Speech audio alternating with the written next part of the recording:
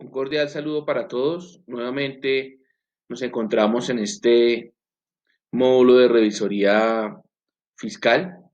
Hoy quiero tratar con ustedes un tema muy importante y es dentro de la transición que se hizo con la ley 1314 del año 2009, regulando todo el marco financiero y todo el marco del control en Colombia. ¿Cuál es el papel que juegan las normas internacionales de auditoría frente al ejercicio de la revisoría fiscal? Debemos arrancar teniendo en cuenta que ese ejercicio o ese desempeño del revisor fiscal, eh, como muchas carreras que están basadas en normas, pues está sujeto de constantes actualizaciones. ¿Por qué? Porque pues obviamente las normas van cambiando, ¿m? Entonces yo debo estar actualizado para, si el caso es de exigir requerimientos o cumplimientos de normativas a una entidad, pues esas exigencias deben estar acordes a la actualidad normativa. Entonces, con esa convergencia que nosotros hicimos a NIF y que ya hoy en día es una realidad, y que surgió a partir de la ley 1314 del 2009, pues esa misma ley que con su decreto 0302 del 2015 estructuró y dio forma a las normas internacionales de auditoría para aplicación en Colombia y que a su vez derogó el decreto reglamentario 2649 del año 93. Pues nos puso en un escenario totalmente nuevo. ¿Por qué? Porque hasta ese momento nosotros veníamos utilizando las famosas NAGAs, las normas de auditoría generalmente aceptadas en Colombia. Y esas NAGAs, esas normas de auditoría generalmente aceptadas en Colombia, pues, como decíamos, se enmarcaban o trabajaban dentro del decreto 2649 del 93. Al existir un nuevo marco normativo financiero de las NIF, pues es necesario que esa revisión y ese control que se va a hacer con esos nuevos parámetros, que ya en algún momento lo hemos hablado, que algunos son de forma, otros son de fondo, pues requiere también unos estándares de control y de revisión que estén ajustados a esa nueva realidad. Y con ese surgimiento de las NIAs, pues surgen también nuevos retos para el revisor fiscal y su desempeño en las organizaciones. ¿Qué queremos decir con esto? Que a partir de la preparación de la información financiera y por supuesto de lo que estamos hablando, de su seguimiento, en la clase anterior o en la sesión anterior se habían nombrado dos escuelas o dos fuentes del control. Una escuela que era del control latino y otra escuela que era del control anglosajón. Entonces, en esa escuela del control latino, pues digamos que hay unas características eh, enmarcadas de alguna manera. Entre ellas, esa identificación con el Estado, ¿cierto? El papel de la revisoría fiscal, ¿cierto? Como ente de control del Estado. Y desde la escuela anglosajona, el papel de la auditoría como fuente de control principal para el inversionista. Y que si por supuesto le servía al Estado, bienvenido sea. Entonces acá, dentro del decreto 2649, ese ejercicio de la revisoría fiscal estaba más enmarcado dentro de este control de la escuela latina. Y las normas internacionales de auditoría, como lo habíamos mencionado, pues ya van de la mano más con esta escuela del control anglosajón. Sin embargo, al seguir existiendo o coexistiendo, mejor, es más acertado decir, la auditoría y la revisoría fiscal, por lo menos para el caso de Colombia, pues el ejercicio de la revisoría fiscal se realizará sin importar cuál es la corriente, si es la corriente de control latino o anglosajón, porque prima sobre cualquiera de esas dos corrientes que el cumplimiento de la legislación vigente. Y en este momento, la legislación vigente para el caso Colombia son ¿qué? Las normas internacionales de auditoría, que pues tienen una serie de complementos.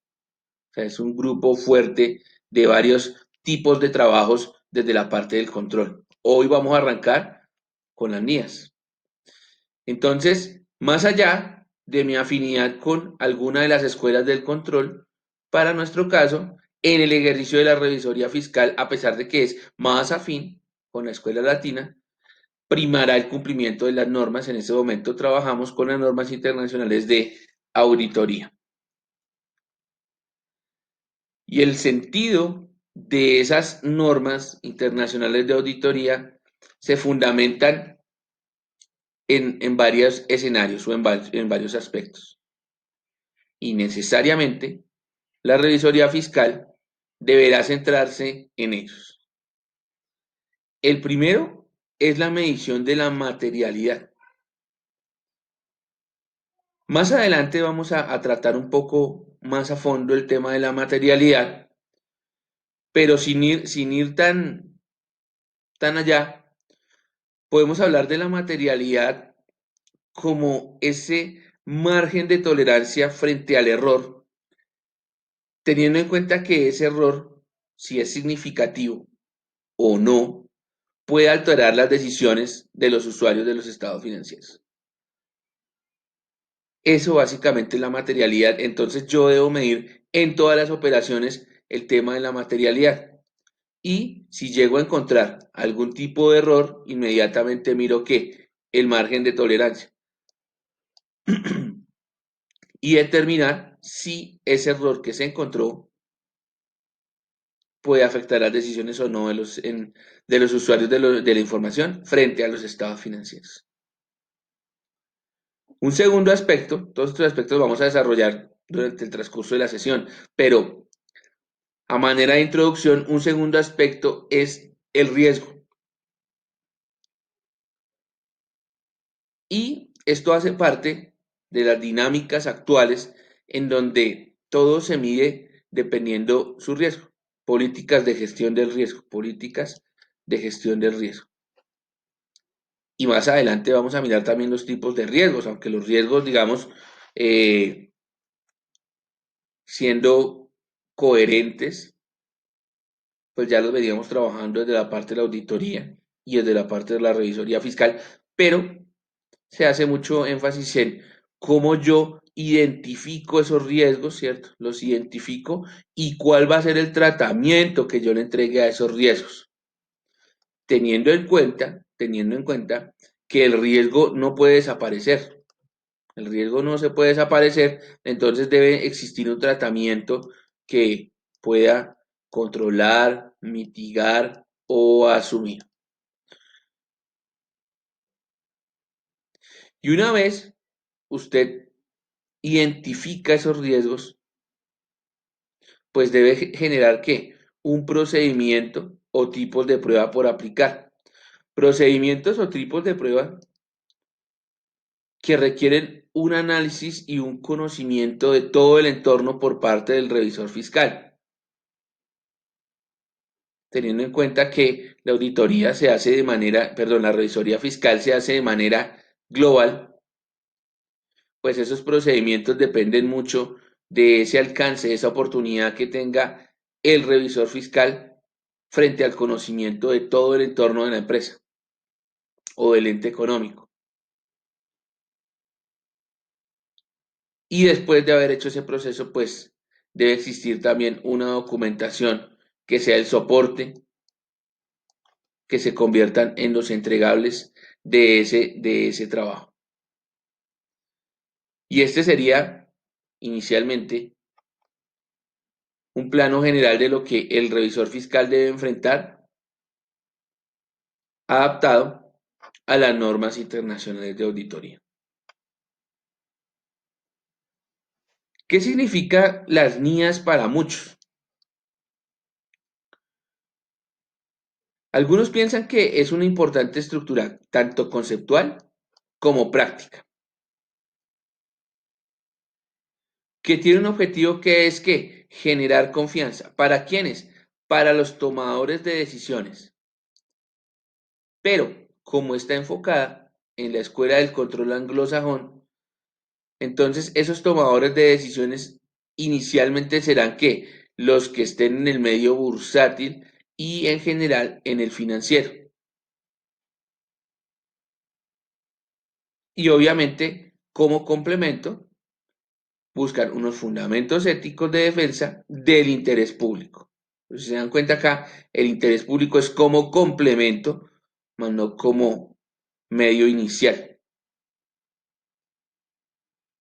Recordemos nosotros que estas normas de auditoría están totalmente vinculadas a las NIF y las NIF dentro de los usuarios de la información, de las personas a las cuales están dirigidas los estados financieros, en primer lugar están los inversionistas. Desarrollo mi contabilidad para que sea atractiva y competitiva en un posible mercado. Así mi intención no sea vender. ¿Cómo pueden de alguna manera otras personas tocar el tema de la auditoría? Como complemento, algunos piensan que al existir una junta de estándares internacionales que es el IASB, la Junta de Estándares Internacionales de Auditoría y Aseguramiento, acompañada de la IFAC, que es la Federación Internacional de Contadores. Pues si existen esos dos elementos, pues con mayor seguridad tendrán confianza los inversionistas. Y esto acompañado de esas nuevas tendencias que revisábamos hace un momento en temas de medición del riesgo y generación de controles. ¿Con qué objetivo? Enfrentar el fraude y la corrupción. Uno dice la corrupción, claro, porque pues estamos ya en un análisis un poco más local, pues creo que la corrupción no es un tema ajeno para nosotros. Sin embargo, a nivel internacional existen diferentes escándalos de corrupción que no son necesariamente del sector público, porque en Colombia estamos, pues hay casos de corrupción de toda índole, pero estamos mucho acostumbrados tristemente a ver esos casos de corrupción a nivel público, pero a nivel internacional, los casos más sonados, los casos más difíciles, se han generado desde el sector privado. Casos, por ejemplo, como el de Enron en Estados Unidos. El caso más parecido en Colombia al caso de Enron en Estados Unidos fue el escándalo de Interbolsa, por ejemplo. Y en esos aspectos es donde se busca la participación de la auditoría como mecanismo para enfrentar ese riesgo de incorrección en los estados financieros derivado directamente del fraude. ¿Qué podemos hablar como complemento de esas normas internacionales de auditoría? Esas normas internacionales de auditoría, entre otras cosas, proveen a la profesión de elementos técnicos uniformes. ¿Qué quiere decir uniforme? Que se aplican de igual manera y con eso los profesionales que desarrollan el ejercicio de la revisoría fiscal deben realizarlo de una manera similar. Ya la diferenciación o el plus lo hará su conocimiento, su capacidad de análisis, su criterio. Y al final lo que se busca es proveer a ese ejercicio de la revisoría fiscal de una alta calidad, particularmente porque no podemos perder de vista que como no estamos hablando sino de auditoría, sino de revisoría fiscal, pues el interés público está a la orden del día. recalcando que estas normas fueron expedidas por la IFAC, la Federación Internacional de Contadores, y su revisión y actualización, así como las normas internacionales de información financiera tienen revisión y actualización, su tránsito de NIC hacia NIF, su tránsito de normas internacionales de contabilidad hacia normas internacionales de información financiera, que será tema de otra clase, donde analizaremos, baja profe, pero es que hablamos de NIF o NIC, ¿no? En este momento tenemos tanto NIC como NIF, ¿cierto? Siendo las NIC, las normas internacionales de contabilidad NIC, las normas que no han sufrido una revisión, una transformación de fondo, y las NIF, las que ya se han revisado, ¿cierto? Y ya están actualizadas totalmente. Pero será tema de otra clase, porque aparte de las NIF y las NIC, pues hay otra serie de normas que aplican a nivel financiero. Y en ese orden y en esa dinámica que traen las NIF, pues las NIAs, las normas internacionales de auditoría, no pueden ser ajenas. Entonces, pues tienen un ente, que es la IFAC, y obviamente también tiene su comité, el IASB, ese comité que genera las actualizaciones para las prácticas de auditoría que se realizan de manera anual.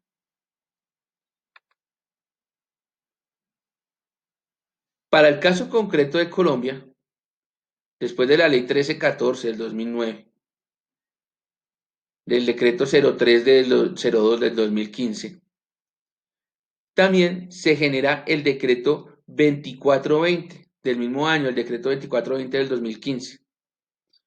El decreto 2420 del 2015 crea unos anexos o contiene unos anexos que van de la mano, uno, con las normas internacionales de información financiera y dos, con el incorporamiento de las normas de auditoría para Colombia. El anexo 1 del decreto 2420 del 2015 trata sobre esa norma financiera para las entidades del grupo 1, entidades que están en el mercado de valores o son consideradas empresas muy grandes. Cuando digo muy grandes, es para el caso Colombia. Ya había explicado anteriormente que en una balanza de economías, pues lo que tal vez para Colombia sea una gran empresa, para el exterior sea una pequeña empresa, por esas dinámicas económicas. Entonces, dentro del decreto 2420 existe el anexo 1, que es para las empresas grandes, ese marco financiero, el anexo 2, que es ese marco financiero para las pequeñas y medianas empresas, el anexo 3, como habíamos mencionado previamente, es ese anexo que se crea debido a las condiciones económicas en donde en Colombia priman las microempresas, particularmente si son medidas desde la capacidad económica de sus activos y por la cantidad de empleados. Entonces se crea un grupo 3, un régimen simplificado de contabilidad, y en el contexto de ese marco pues se empieza a desarrollar toda su información financiera.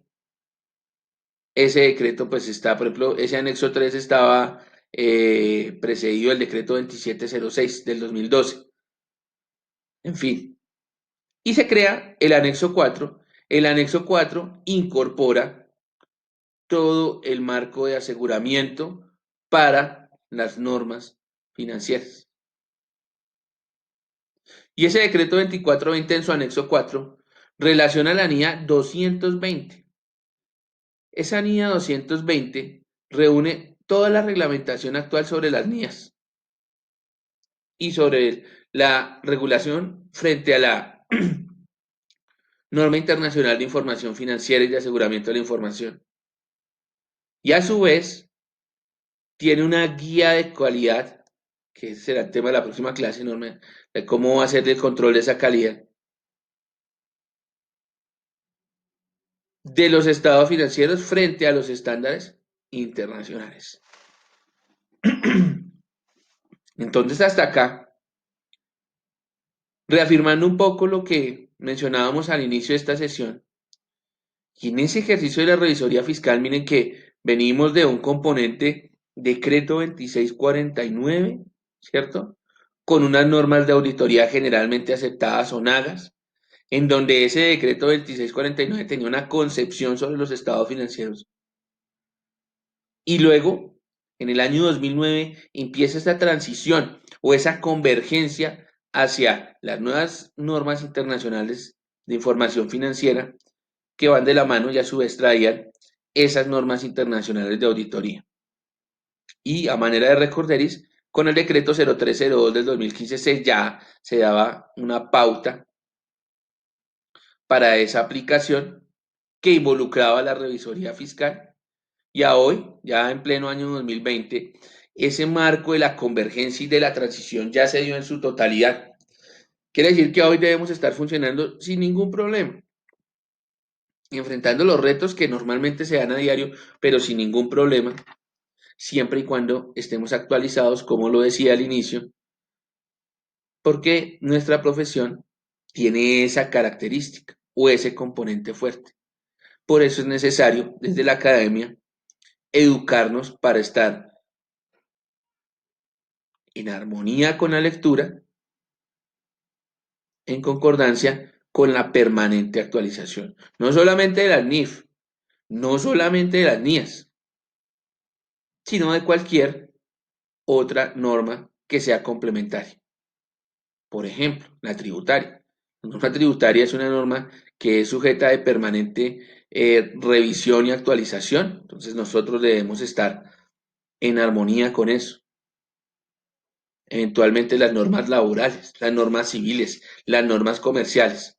No porque seamos abogados, pero sí porque nos asiste dentro de nuestra responsabilidad esa permanente actualización. Nosotros, como ejes principales del control en nuestro ejercicio de la revisoría fiscal, pues tenemos esa responsabilidad ética, esa responsabilidad profesional de tener una permanente actualización y de esa manera coayudar a que ese ente al cual estamos controlando, pues no caiga en un error simplemente por falta de orientación. Con esto no estamos diciendo que la revisoría pierde su labor de control y ejerce una labor administrativa, pero no está de más que en ese control, que inclusive desde el ejercicio de la revisoría puede ser previo, diferente de la auditoría que es posterior, yo hago control previo y control posterior en la revisoría fiscal, pues en esos controles previos yo pueda generar esas alertas, ¿cierto? Esas sugerencias para nuestra entidad. Ese es el valor real de la revisoría fiscal. No solamente advertir cuando el error está hecho, sino si estamos en la capacidad de sugerir, de llamar la atención sobre aspectos particulares normativos, pues ¿por qué no hacerlo? Ese es el plus. Y a eso me refiero que a pesar de que la norma se va a aplicar con uniformidad, la real diferencia en esa práctica profesional la hace la capacidad de nuestro contador para participar proactivamente. Y lo que estoy diciendo no está fuera del marco legal. Podría algún colega con todo el derecho cuestionar esto que estoy diciendo. Pero ¿cómo así, José Ignacio? ¿Usted por qué va? No. Si usted revisa, por ejemplo, el artículo 207 del Código de Comercio, se dice que el revisor fiscal puede participar en cualquier reunión con derecho a voz, jamás al voto, porque no hace parte de las funciones del revisor fiscal, pero con derecho a voz quiere decir que aquí se puede inferir que se busca que esa revisoría tenga una participación proactiva dentro de la organización. Y obviamente confiando en la capacidad de ese revisor fiscal para reconocer esos límites de ejecución de su trabajo y no sobrepasarlos. Pero eso será tema de una próxima clase en donde hablaremos de la ética del contador, particularmente del ejercicio de la revisoría. Hablemos un poco sobre esas NIAs y su utilidad respecto de la revisión de los estados financieros.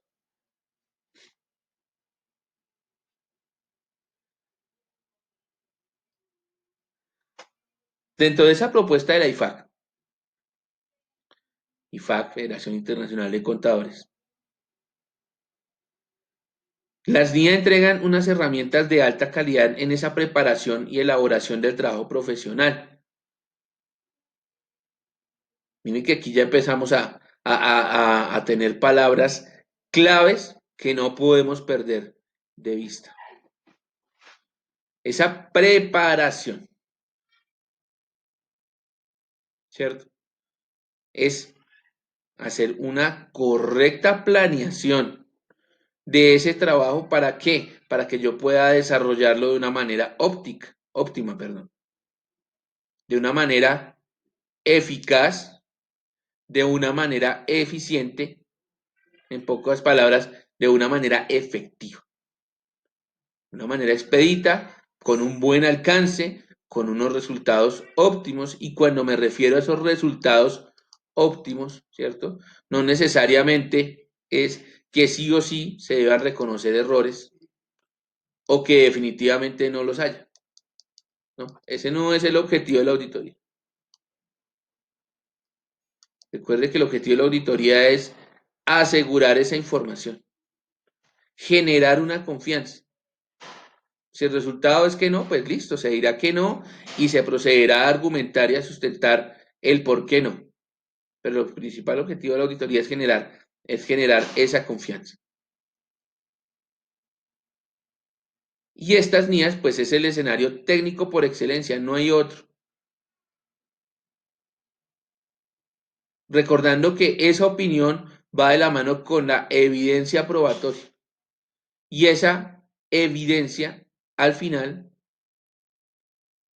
el entregable final, es ese informe en donde entrega usted una opinión no modificada, modificada o con abstención de opinión. ¿Producto de qué? De su actividad. Y obviamente, sin importar el tipo de opinión, pues debe existir una evidencia que soporte esa opinión. ¿A nivel de qué? De procedimientos, a nivel de evaluación del riesgo, a nivel de revisión de esos controles. Eso es la esencia de las NIAs.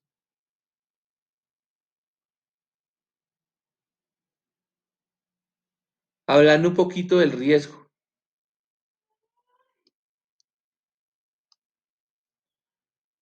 frente a su identificación y frente a su tratamiento.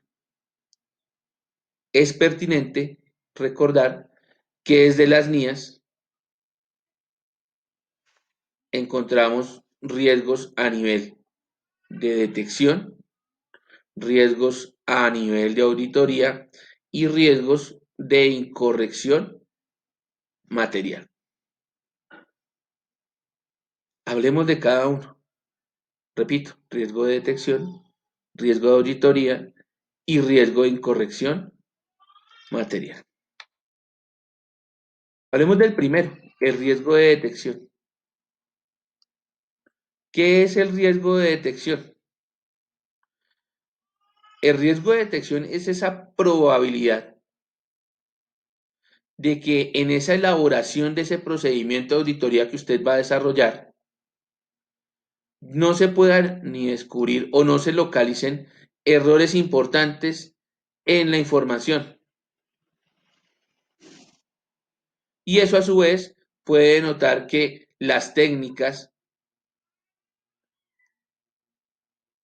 de auditoría fueron insuficientes, perdón, o fueron mal diseñadas. Entonces miren que ese riesgo de detección va directamente de la mano con esa capacidad del revisor fiscal. Ese riesgo de detección, miren que es un riesgo en donde a partir de su estudio y ese diseño de procedimientos, usted al final no detecte, por eso se llama detección, no detecte o no descubra ni localice qué errores importantes. Porque, digamos, el no descubrir errores puede pasar, o no localizar errores puede pasar, siempre y cuando pues esté todo dentro de lo que debe estar, el deber ser. Pero cuando usted no localiza errores y posterior a eso se evidencian, ¿m? Quiere decir que usted no aplicó las técnicas correctas, por un lado, o que las que aplicó no fueron suficientes y se requerían muchas más. Entonces, este primer riesgo de detección está directamente ligado a esa capacidad del revisor fiscal. Y voy un poco más allá con este riesgo de detección, porque hace un momento les hablaba de esa capacidad del auditor, pero para que exista una buena capacidad del auditor y del revisor fiscal, por supuesto, del que estamos hablando, no basta solamente con manejar muy bien los procedimientos y técnicas, o sea, conocer una gran variedad de procedimientos y de técnicas. Hasta ahí eso está muy bien. Pero dentro de esa capacidad también está esa pericia de qué, de analizar todo el contexto, todo el entorno y mirar qué controles, qué procedimientos, qué técnicas son más acordes, son más pertinentes con la actividad que estoy desarrollando. Y para llegar a conocer ese entorno, pues debo tener una buena capacidad de visión, una capacidad de entendimiento. Quiere decir que es un 50% de la correcta aplicación de la norma y otro 50% ¿de qué? Del conocimiento y de saber aplicar. Me gusta colocar mucho el ejemplo que voy a dar a continuación, porque a algunos les parece descabellado, pero es la realidad. Cuando usted en cualquier proceso formativo conoce esta herramienta que se llama Excel, usted podrá darse cuenta que ese Excel tiene la mayor cantidad de herramientas disponibles para que usted desarrolle información de muchas categorías: financiera, matemática, lógica, gráfica, en fin. Tiene muchas. De hecho, me voy a volver un poquito a esta. Y mirábamos acá que dice, mire, es que las niñas buscan compendiar los fundamentos técnicos de aplicación. Y por otro lado me devuelve un poquito y dice, mire, es que queremos darles estándares de calidad, la calidad de la auditoría. Avanzo nuevamente. Avanzo nuevamente hasta acá. Entonces, cuando usted ve una herramienta como el Excel, entiende que ese Excel le da muchos fundamentos técnicos. Fabuloso.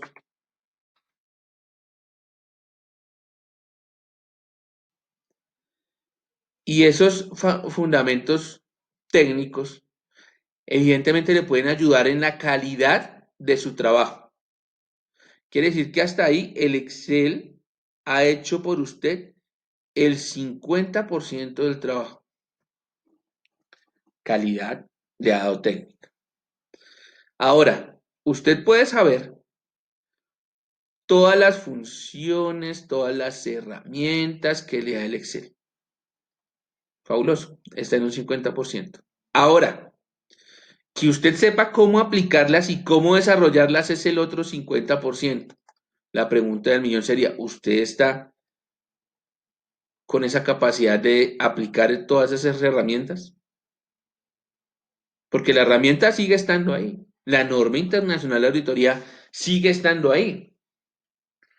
Pero la pregunta del millón sería, ¿usted sabe cómo aplicarla ya en el entorno de la empresa? ¿Ya en el escenario concreto del control? Porque yo conozco muchas personas, ¿cierto? Dentro del ejercicio profesional, que este 50% está repartido.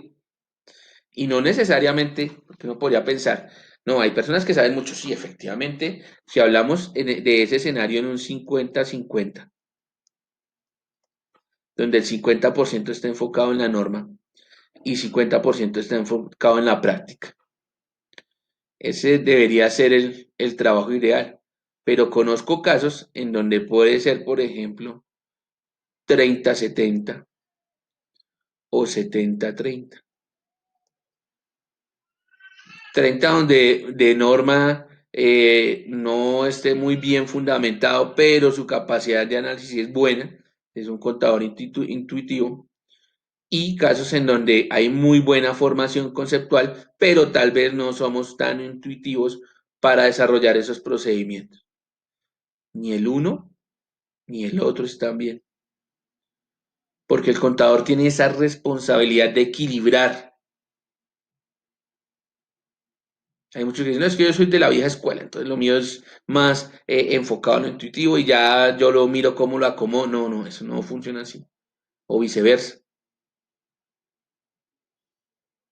Entonces, nuestra responsabilidad es afinar ese ejercicio de la revisoría fiscal y de la auditoría, en donde casos como esto que nos plantea el riesgo de detección no se den. Yo hago un buen análisis, tengo un buen entendimiento y no y minimice esa posibilidad de riesgo de detección, pueda controlar. Que las pruebas que aplique sean las adecuadas y la cantidad necesaria. Y que al final si localizo o no error, sea consecuencia de esas buenas prácticas. Luego tenemos el riesgo de auditoría. Y ese riesgo de auditoría está, digamos, direccionado a que exista la posibilidad, por eso hablamos de riesgo, es una posibilidad, una probabilidad,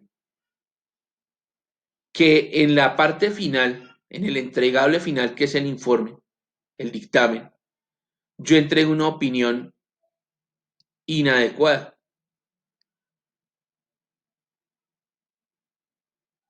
Desde el punto de vista financiero, desde el punto de vista operativo o desde el punto de vista administrativo.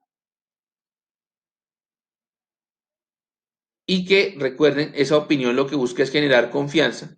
O sea, el usuario de la información está esperando esa opinión mía para la toma de decisiones. O sea, le genero confianza para la toma de decisiones y si mi opinión es inadecuada y tuve, por ejemplo, problemas con el riesgo de detección, pues entonces significa que esa información financiera posee errores significativos o relevantes.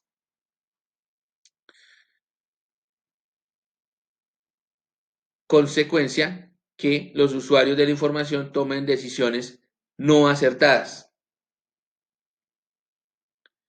Y así como hablábamos hace un momento, que ese riesgo de detección era directamente asociado a la capacidad del auditor.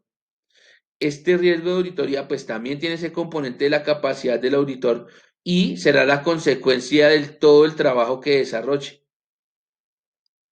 Entonces mire que este es más hacia el trabajo del auditor.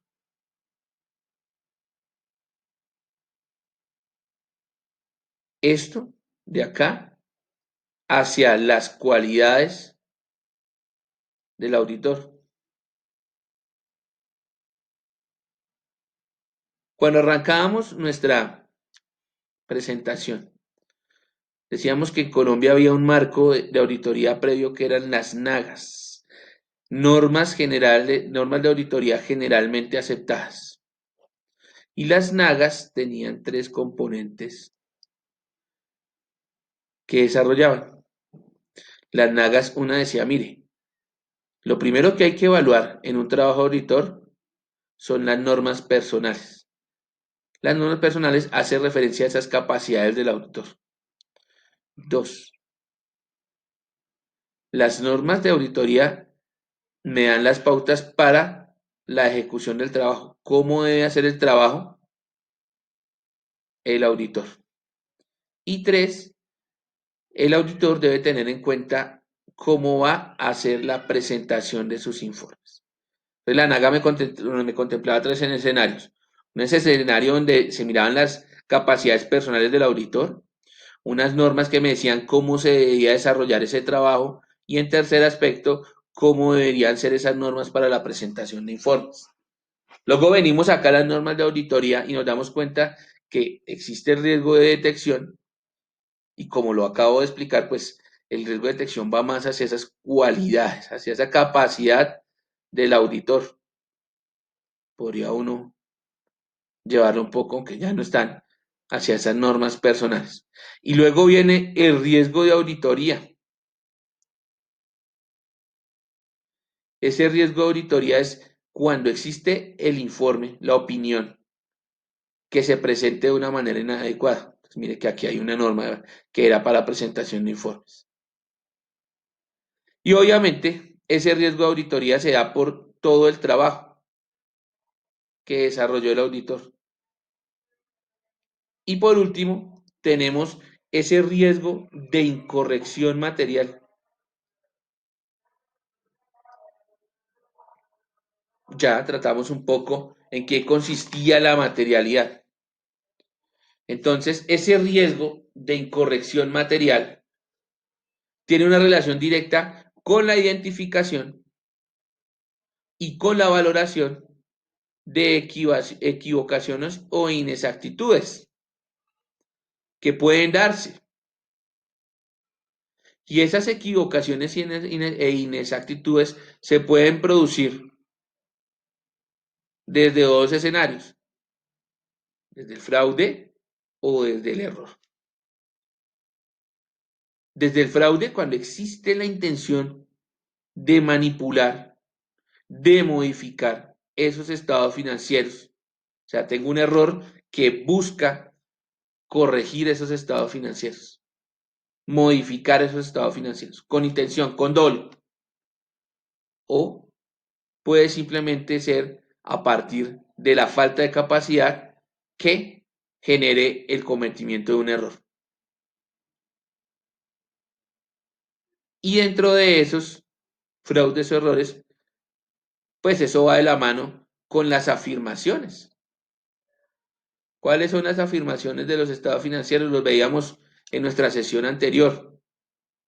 Existencia, integridad, derechos y obligaciones. ¿Recuerdan? En donde mirábamos, ok, existen unas afirmaciones, a partir de esas afirmaciones hay unos riesgos, a partir de esos riesgos hay unos controles. Entonces yo evalúo cuáles de esos controles me mitigan los riesgos necesarios para proteger esas afirmaciones. Lo veíamos en la sesión anterior.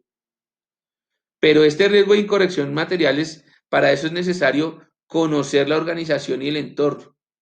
De hecho, este es el común denominador en todos los riesgos, conocer la organización y el entorno. Es muy difícil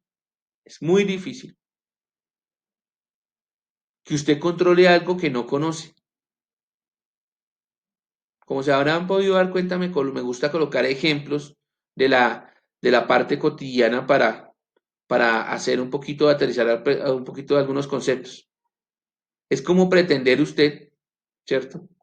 En su casa controlar a sus hijos cuando no los conoce, no sabe qué hacen, cuáles son sus amistades, cuáles son sus gustos, a qué horas entran, a qué horas salen, si tienen compromisos o no. Pero usted quiere que se cumplan una serie de normas cuando no conoce su entorno.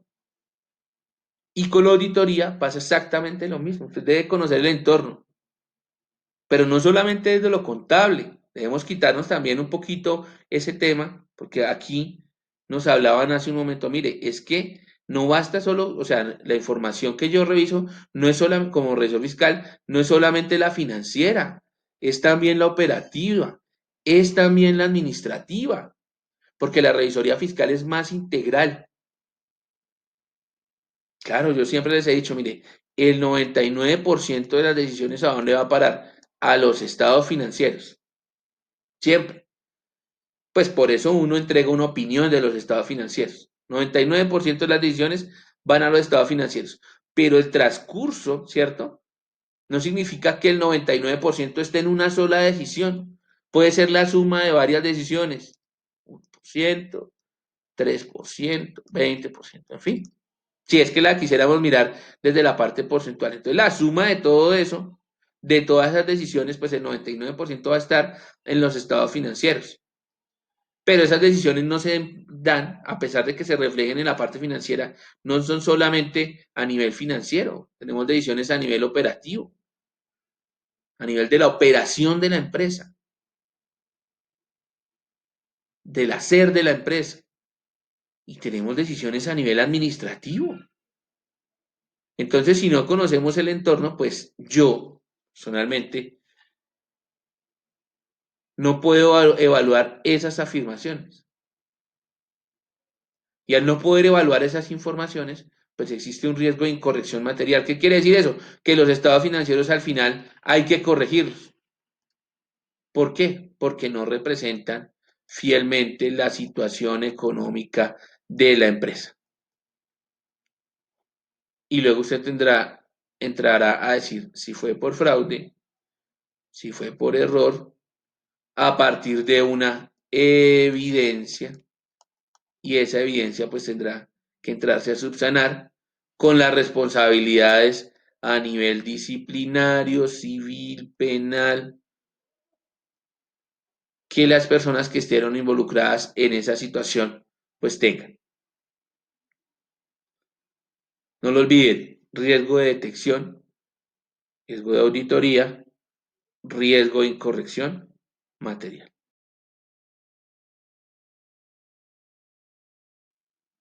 Y para poder trabajar armónicamente y de la mano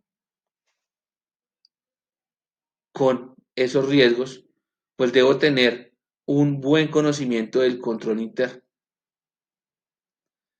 Un control interno que se implementa por la administración. ¿Qué quiere decir eso? Ese control interno son esa serie de procedimientos que buscan darle transparencia, solidez y seguridad a ese tránsito, a ese flujo de decisiones que, como dijimos, impactan en el estado financiero. Y ese control interno, pues se genera desde la administración que ha hecho un análisis previo de esas situaciones y ha determinado cuáles son esos controles que pueden pasar de diferentes campos. Por ejemplo, a nivel de compras, tanta cantidad de cotizaciones para compras, por ejemplo. A nivel de lavado de activos, deben pasar por la confirmación sobre centrales. Desde lo más sencillo, a nivel de caja menor, ¿cierto? El monto de los reembolsos de caja menor no puede superar el 10% del total del monto. O una vez que se supere en gastos el 80 o el 70% del total del monto se debe hacer reembolso. O a nivel de manejo bancario. Para la realización de transferencias se contará con dos tokens, uno de preparación, otro de confirmación. O a nivel de autorización de despido de personal. Para el despido del personal se respetará el debido proceso y la decisión final estará a cargo del gerente, por ejemplo. Entonces, esos procedimientos de control interno, porque decíamos, miren, no solamente lo financiero, es lo operativo, es lo administrativo, pues ya han sido implementados previamente por la administración. Entonces, cuando entro yo a revisar e identifico los riesgos, pues voy y pregunto por esos controles y pues eso ya está acá inmerso en el control interno. Entonces, teniendo claro eso, pues ese control interno pues será mi base, ¿cierto? Para hacer la planeación del trabajo que necesito desarrollar como revisor fiscal.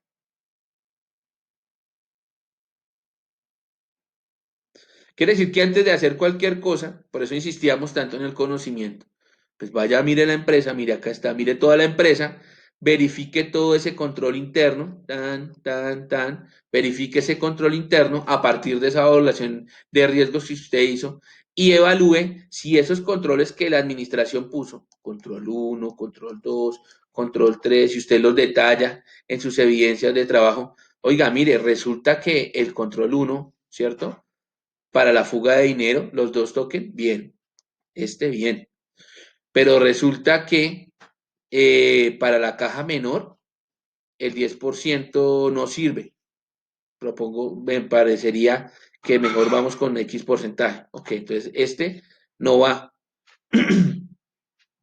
Y así analiza cada uno de los riesgos y llega a esa conclusión de cuáles son efectivos y cuáles no. Y a partir de esos controles, pues dice, mire, X riesgo se controla, X riesgo no se controla, y eso me afecta a las afirmaciones. Recuerden lo que vimos en la sesión anterior. Afirmaciones, teníamos las afirmaciones, ¿cierto? Teníamos los controles y teníamos los riesgos. Entonces, mi base para arrancar a trabajar es ese análisis del control interno.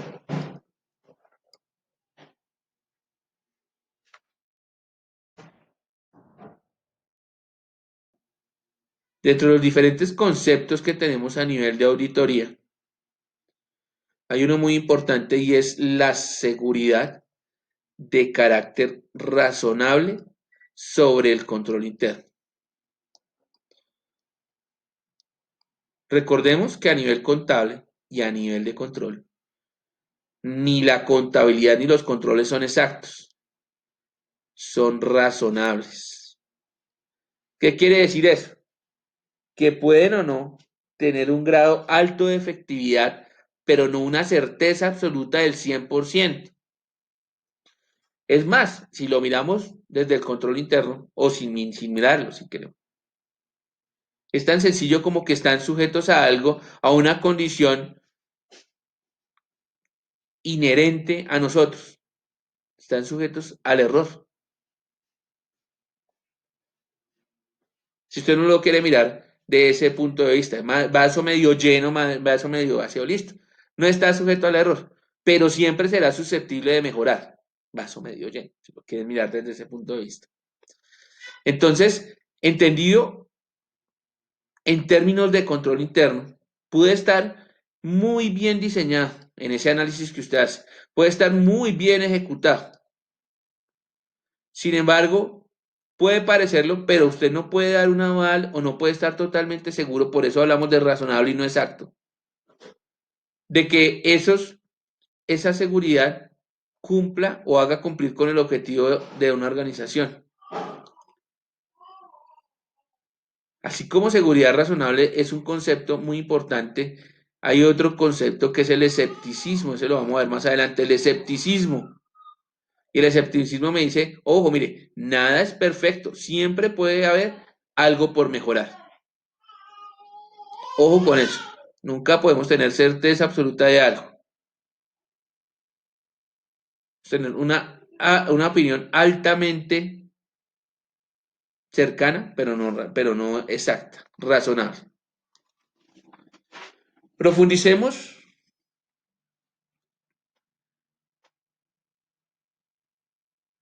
en el tema de seguridad razonable, visto desde un punto de vista de las dos escuelas del control.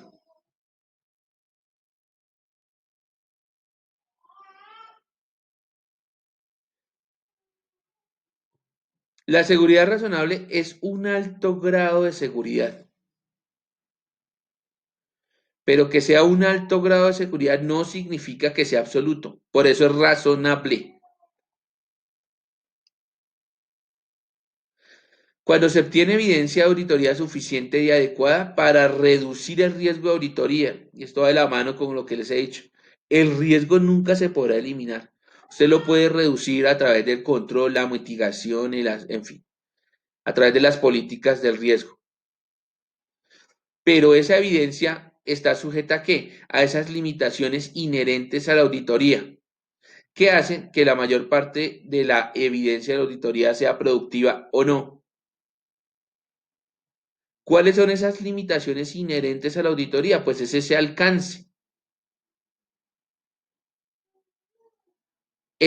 que puede estar dado por el entorno, ¿cierto? Por la capacidad del auditor o revisor fiscal, en fin.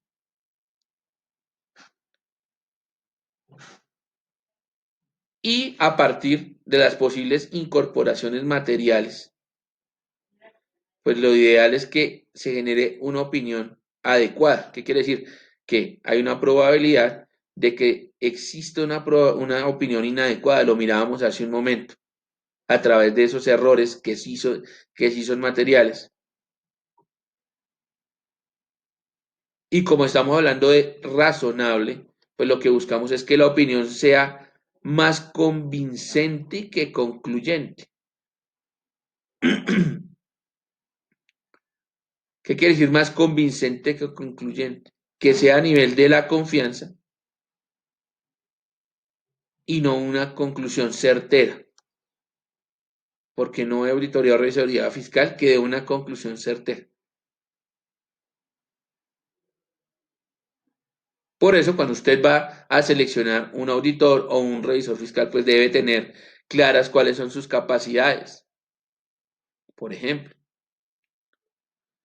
eso hace referencia a esa seguridad razonable. Luego viene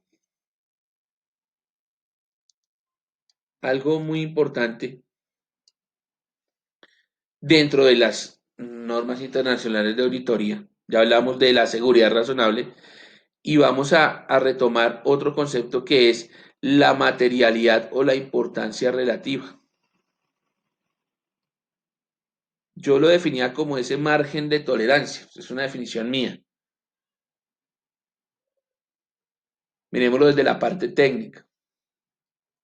Entonces, esa materialidad o importancia relativa medida desde dónde? Desde las cifras a examinar frente al conjunto de la información presentada en los estados financieros.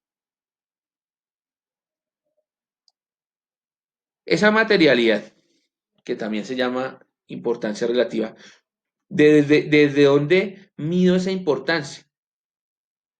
Pues ese margen de tolerancia es que ese error, material o no, medido desde dos escenarios, desde su omisión o incorrección. Incorrección es que no se corrigió, ¿cierto? Puede afectar las decisiones de los usuarios de la información.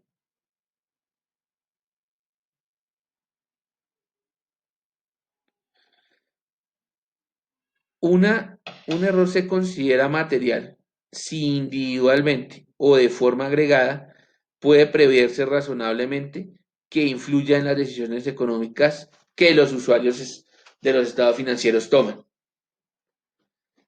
Y en ese ejercicio de la revisoría fiscal o de la auditoría podemos encontrar errores que individualmente no afecten la opinión. Es que al final yo puedo decir, no, mire, pues se hizo la labor de revisoría fiscal, tienen una seguridad razonable, un nivel de confianza alto, evidentemente, pues habían algunos errores pequeños, pero con la información que están ahí ustedes pueden tomar decisiones. Y otra muy distinta es, definitivamente hay un error que no hace que la información que ustedes presentan o reciben sea razonable. Repito, no exacto, no sea razonable. O que miren que existía una suma de errores pequeños que individualmente no modificarían la decisión, pero que una vez sumados durante todo el ejercicio contable, si le afectan, entonces no deben o les sugiero no tomar decisiones por intermedio de esos estados financieros. Entonces, lo primero que usted debe hacer ahí es mirar qué es de importancia relativa, ¿cierto? Y luego mirar, evaluar cuál es el efecto de las incorrecciones. ¿Qué es incorregir? O sea, no corregir. Entonces, mire, esos estados financieros tienen un error, pero no se corrigió. Son incorrección. ¿Se puede o no se puede tomar decisiones sobre los estados financieros? Si no son materiales, si no tienen importancia relativa, podría eventualmente tomarse decisiones. Pero si sí son materiales, si sí tienen importancia relativa, pues lo ideal es que no se tomaran decisiones frente a esos estados financieros. Al final de cuentas, desde el punto de vista de las normas internacionales de auditoría, ¿cuáles son los objetivos globales del auditor? El primero, obtener que una seguridad razonable de los estados financieros que están libres de incorrección material. Ya hablábamos de fraude o error. Y al final, esa seguridad razonable derivará en qué? En una opinión de conformidad con el marco de información financiera aplicable, por un lado. Y esa opinión derivará, dos, segundo objetivo global del auditor, la emisión de un informe. ¿A la luz de qué? Pues de todos los requerimientos de comunicación contemplados en las NIAs. ¿Y a la luz de qué? De los hallazgos del auditor, que recuerde que siempre deben tener que una evidencia. Entonces, en eso deriva el trabajo del auditor o del revisor fiscal.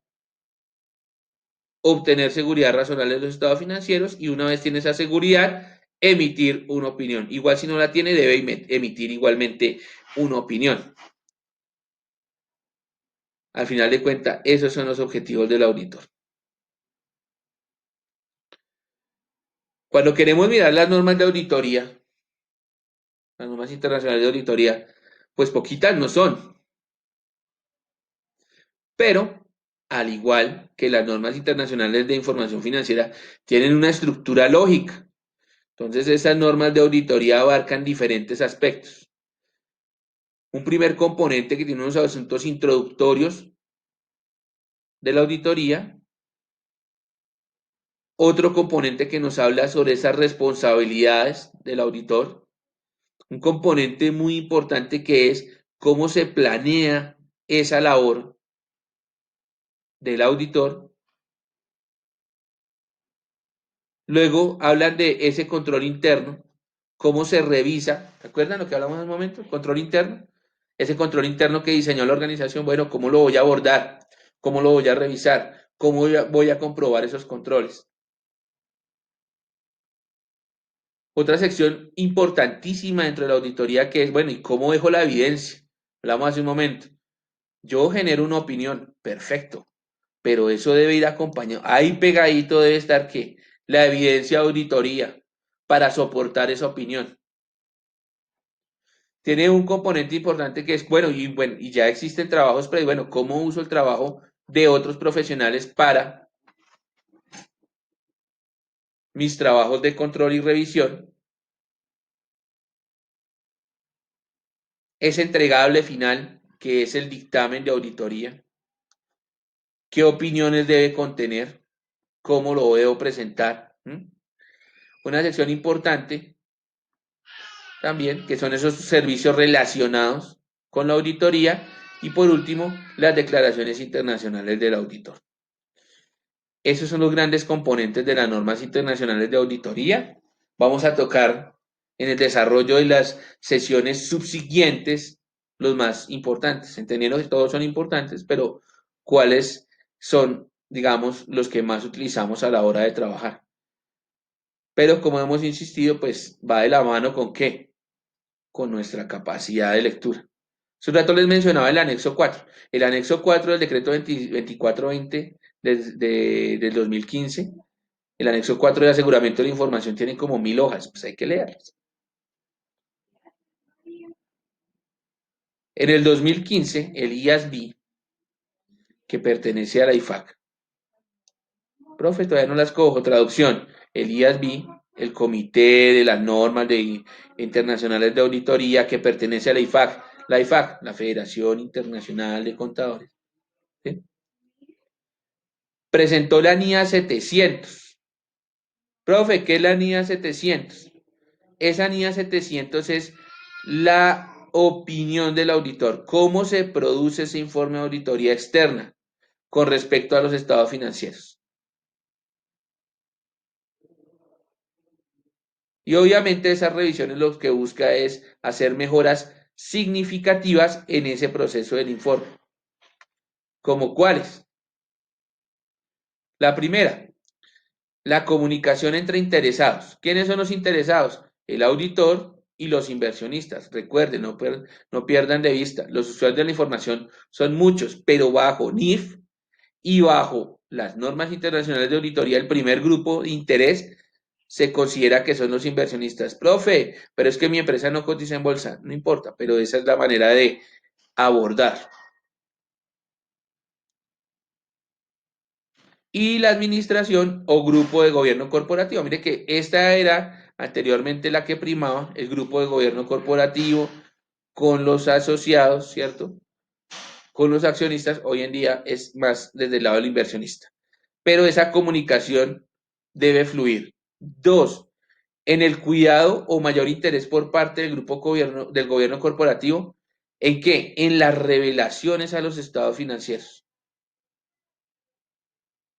Porque resulta que está el estado financiero, recuerden que la revelación es ese complemento. Entonces yo no solamente no audito las cifras de los estados financieros, audito qué, esas revelaciones, porque esas revelaciones son las que dan un mayor grado de profundización sobre esas cifras del estado financiero. Y recordemos que desde la norma internacional financiera se dice que las revelaciones también deben estar en orden a esa importancia relativa o materialidad. Es que no revelo todo, ¿cierto? Pero hay algunos aspectos que sí revelo. Entonces yo debo mirar si lo que se reveló pues corresponde a la realidad o si hubo una omisión o hubo algo por mejorar en esa revelación. Y recuerden que dentro de las revelaciones podemos, ¿qué me ayuda a revelar? Principalmente las notas a los estados financieros, fabuloso, pero el informe del administrador también me ayuda a revelar, la certificación del contador también me ayuda a revelar y hasta mi propio dictamen me ayuda a revelar. También buscar, mire, el enfoque, esta parte me gusta mucho, el enfoque del auditor en relación a qué? A temas que deban ser mejor informados. Por eso hablábamos de la revelación hace un momento, lo acabo de decir. ¿Qué se pudo omitir? ¿Qué se puede mejorar de esa revelación? Y con eso yo aumento qué? Dos aspectos importantísimos, el escepticismo y la objetividad. Cuando yo tengo claro eso y hago recomendaciones o hago apreciaciones sobre qué, sobre eso que pudo haber faltado, pues mire que me van a decir, mire que es que ese revisor fiscal o auditor es escéptico, no les cree todo. Esa es la imagen que debemos proyectar. Y más que imagen es el deber ser, es la esencia de nuestro trabajo como entes de control. Y de otra parte vamos a proyectar qué, objetividad. Somos objetivos. No hay ningún tipo de lazo que nos vincule con la administración o con el gobierno corporativo. Por ende, somos independientes. Escepticismo más objetividad es igual a un trabajo independiente. Y eso es lo que busca y eso es lo que esperan nuestros clientes de nosotros como revisor fiscal o como auditor. Si bien la opinión del auditor o el juicio es apreciada por los usuarios, infortunadamente, como les decía, las últimas crisis financieras y los malos manejos organizacionales así como la corrupción en el ámbito público y privado, pues requiere de nosotros que un mayor esmero y una trascendencia de los informes de auditoría.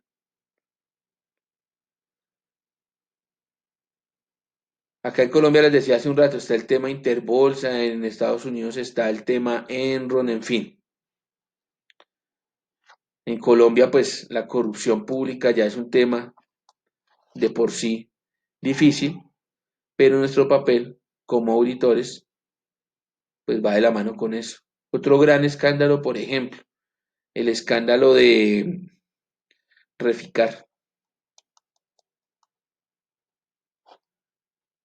Y de hecho ese escándalo de Reficar, refinería de Cartagena, en donde hubo unos sobrecostos monumentales, monstruosos, aterradores, abismales, le costó el puesto y una investigación a una de las consideradas Big Four. ¿Cuáles son las Big Four? Las cuatro consideradas grandes empresas de auditoría de Colombia. que para no comprometerme no voy a dar nombres ni nada, pero sí existen cuatro, ustedes las conocerán o consúltelas, existen cuatro empresas de auditoría grandes en Colombia, consideradas las más grandes, que inclusive son internacionales, y este escándalo, por ejemplo, de Reficar, le costó que ya no sean Big Four, sino Big Three, porque una de ellas tiene serios problemas y ha perdido muchos clientes por este tema. Miren, por la opinión del auditor.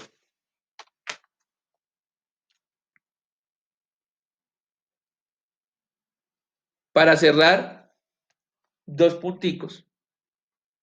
El primero es la articulación de las NIAs con la revisoría fiscal.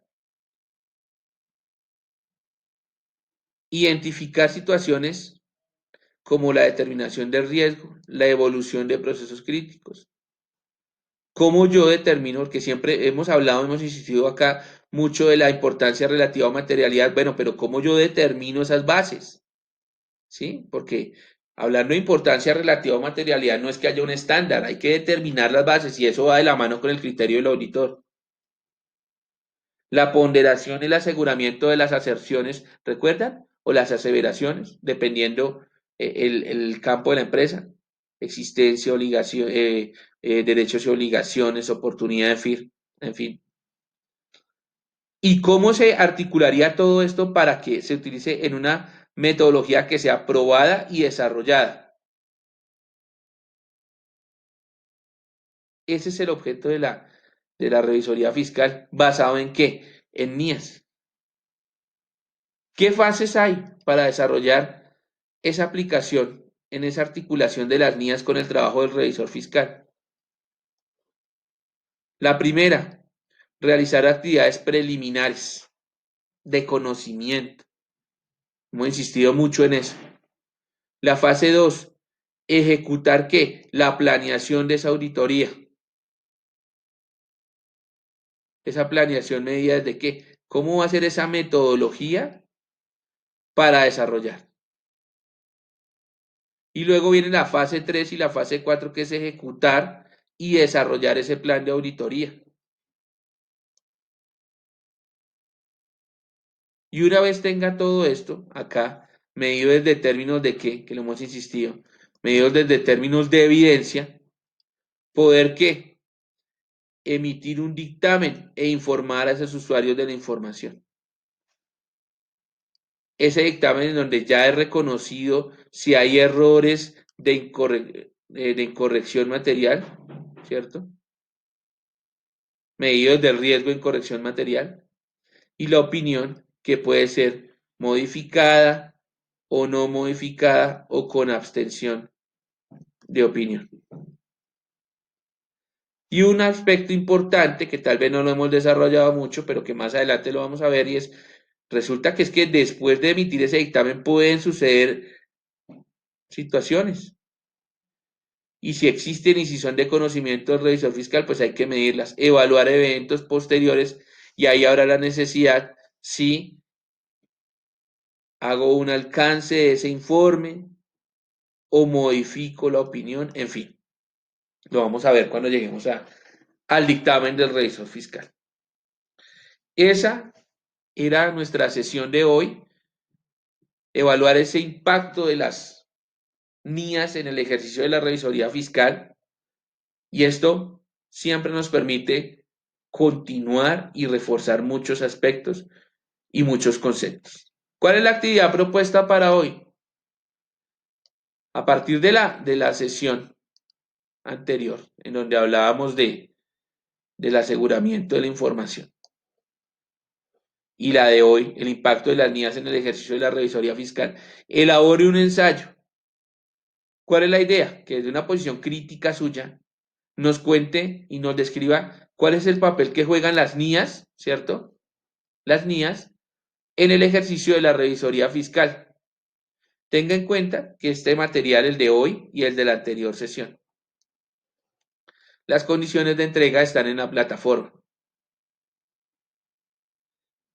De mi parte, no es más, les agradezco su tiempo, como siempre, su disposición para escuchar y espero que haya sido productiva para ustedes esta presentación. Un feliz día para todos y un abrazo.